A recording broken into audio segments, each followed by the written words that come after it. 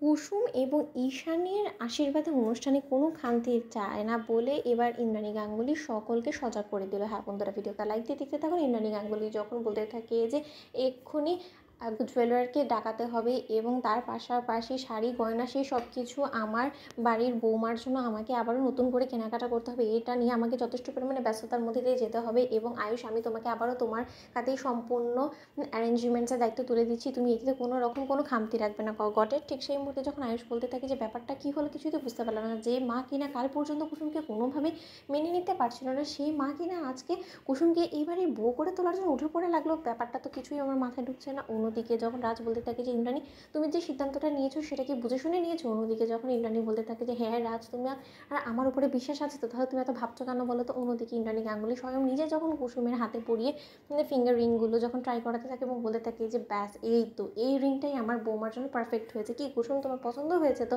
তোমার পছন্দ যেটা না হবে আমি কিন্তু সেটা একদমই কিনে দেবো না তোমাকে, কারণ আমি খুব ভালো করেই জানি যে আফটারঅল সব থেকে বেশি এখন যদি আমার জন্য প্রাধান্য হয়ে থাকে কোনো কিছু, সেটা হলে কি তোমার পছন্দটা, এবং তোমার পছন্দই আমার পছন্দ। ঈশান, তুমিও বরঞ্চ দেখো যে তোমার হবু বইয়ের জন্য কোনটা তোমার পারফেক্ট লাগছে। ঠিক সেই মুহূর্তেই ঈশান যখন আনন্দে আত্মহারা হয়ে যখন কুসুমকে একের পর এক ফিঙ্গারিং ট্রাই করিয়ে যখন নিজের পছন্দের মতো কুসুমকে ফিঙ্গারিং কিনে দিতে শুরু করে দেয়, ঠিক সেই মুহূর্তে দেবলীনা জোরে পুরে ছাড়খাড় হয়ে যায় এবং দেবলীনা বলতে থাকে যে কুসুম, হাউ ডেয়ার ইউ, যেখানে কিনা আজকে আমার এই সকল জিনিসের উপর অধিকার ছিল, সেই সকল অধিকার তুমি আমার কাছ থেকে ছিনিয়ে নিয়ে তুমি মুখে হাসিটা কী করে বজায় রেখেছো। আর আন্টি, আমি তোমার কাছ থেকে কোনোভাবেই জিনিসটা এক্সপেক্ট করিনি।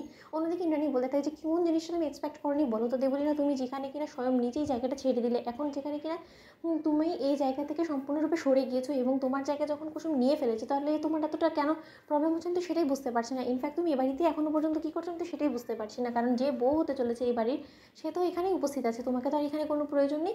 তাহলে তোমার যদি কোনো কাজ থাকে তাহলে বলো, নয়তো এখান থেকে তুমি চলে যাও। অন্যদিকে যখন জয়িতা বলতে থাকে যে হ্যারি ইন্দ্রাণী, তোর কি মাথা খারাপ হয়ে গেছে?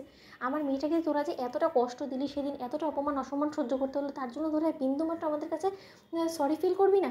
ঠিক সেই মুহূর্তে ইন্দ্রাণী বলতে থাকে যে দেখ, সেদিন যা কিছু হয়েছে সেটা একটা পরিস্থিতির শিকার ছাড়া অন্য কোনো কিছুই না, কারণ আমি যদি দেখতাম যে না ঈশানের মধ্যে আগে থেকেই কুসুমকে নিয়ে এরকম একটা ফিলিংস জন্মেছে, তাহলে হয়তো বা আমি এইরকম এঙ্গেজমেন্টে পার্টিটাই থ্রো করতাম না।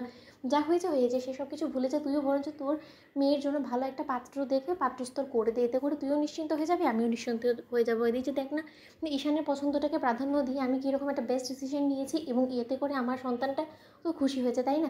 এতদিন ধরে আমার সন্তানটা মনমরা হয়ে বসেছিল, কারণ আমি একটা ওর জন্য ভুল সিদ্ধান্ত নিয়েছিলাম, এবং সেই সিদ্ধান্তটা যখন অবশেষে আমি শুধরে নেওয়ার একটা সুযোগ পেয়েছি, তাহলে তো অবশ্যই সেটা আমি শুধরবো, তাই না?